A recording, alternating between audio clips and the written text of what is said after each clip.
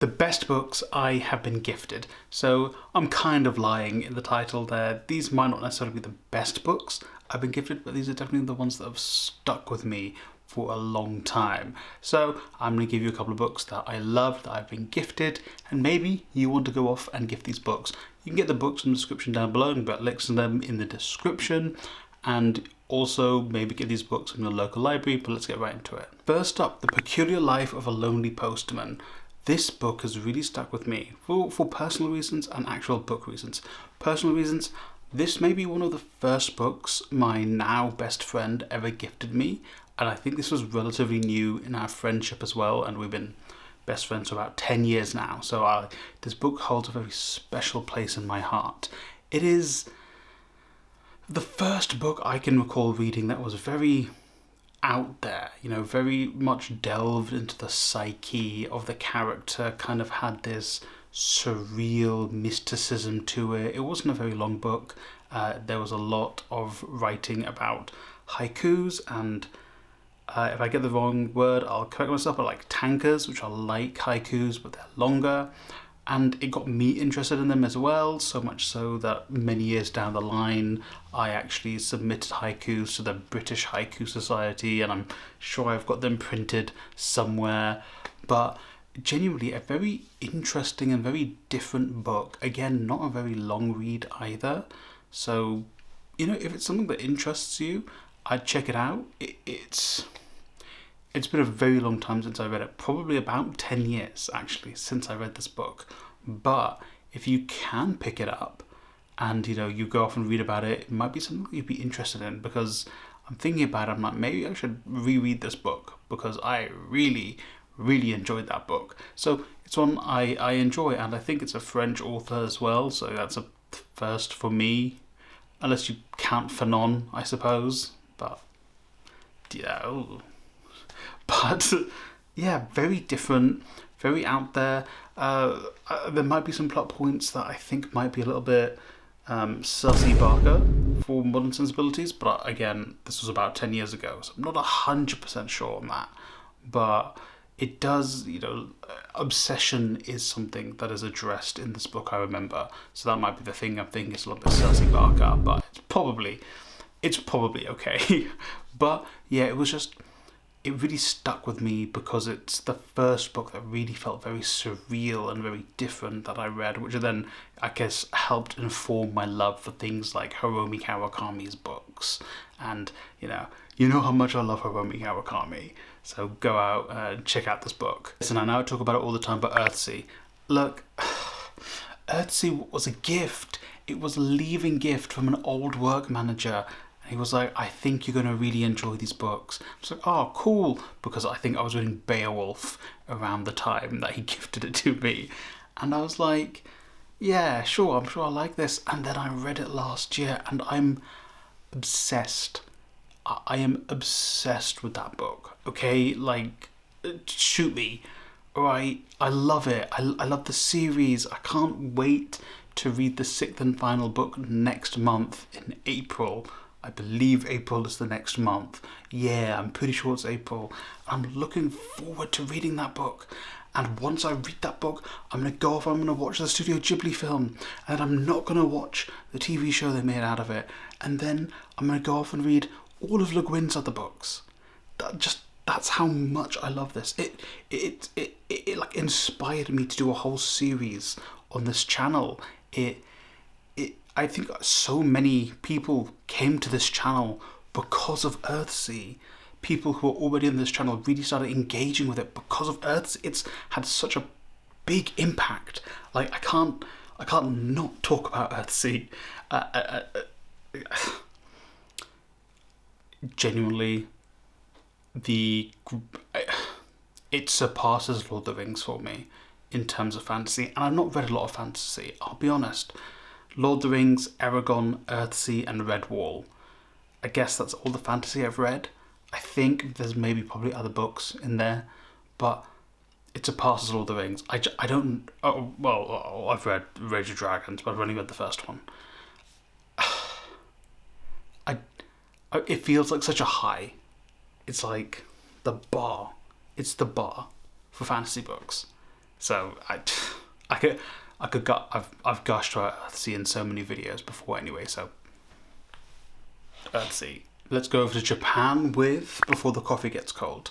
Again, a book that I think my best friend gifted me, and my reading is very much molded by them. So I can never let them go as my best friend, because who else will give me fantastic reading? But this series is just so heartfelt and so lovely, and I think I brought it up in my male Japanese authors that aren't sexist video, but the female characters are well written, the male characters are well written. It's not like, I wouldn't say it's like the most amazing book series ever. I wouldn't say they're the most amazing books, but they are so good at just making you feel emotions. And I think, even maybe your plot isn't the most spellbinding, fantastic plot ever, but it hits. It hits the emotions. I remember I read the first book in one sitting. I was in my own flat. It was maybe the summertime, or at least spring. I was sat on my L-shaped sofa, and I just sat there and I read, and I read, and I read, and I cried, and it was maybe part of the thing that adds to these books being on this list is the way I felt when I was reading them, or at least the circumstances of the book. So maybe it does, paint a picture over the actual quality of the books, but it was such a vivid feeling reading that first book. And the subsequent books are very good as well. 2, 3, 4. I think 5 is out. I've not read it yet. I'll probably pick it up maybe in the summer as well. But really just very lovely books, very heartfelt, and not sexist as far as I can tell, which is a big plus from a male Japanese author. And I'm actually going to give you some non-fiction. White Tears, Brown Scars. This book is extremely relevant to this day, I think, given the current political climate of the world, but also just a must read. I think I made multiple videos about this book, and I think it's like the cover of my "you must read these books in your lifetime" books. It is so informative. It has changed the way I see the world. It has changed the way I have looked at history. It has made me a better person having read this book. So I can't say much more about this book. Some people may be offended by it, obviously because of the topic, and people get easily offended by this. And I could go into a whole political diatribe about the book, about the importance of intersectionality, about the importance of intersectionality with your class analysis as well, and I could go into a whole thing about it. Also, I think my old video probably doesn't do that justice, because I was less politically aware as well when I read this book, and it still had a big impact on me. But it is the kind of book where I think everyone should read it at least once, or listen to it. I also believe the author has some multiple interviews surrounding this book when it came out. I think, again, like I said, some people might be offended by it, so I think there was some controversy that when it came out, so then they were able to spread the word of the book as well. But genuinely so interesting, and regardless of your gender identity, of your race, I think this is a book you should read, and regardless of your political allegiance as well. I think it's a very important book to read. I think it is something that can genuinely change people for the better. I know me reading this book made me, at least in my opinion, a better person, a better ally, just more informed, and just overall just improved me as a person. So that's why I recommend it. So yeah, so those are my 4 favourite books that I have been gifted. Reminiscing in this video has genuinely felt like, I feel warm inside reminiscing, just talking about these books. If you have read any of these books, let me know in the comments down below your thoughts and opinions on them, or are you going to go off and pick up one of the books? You can get them from the description down below, or get them from your local library. We love libraries here. If you are interested in getting more videos and more exclusive videos, you become a member. Shout out to my members. Members get additional videos. Get to be part of my book club, where we're currently reading Minor Detail.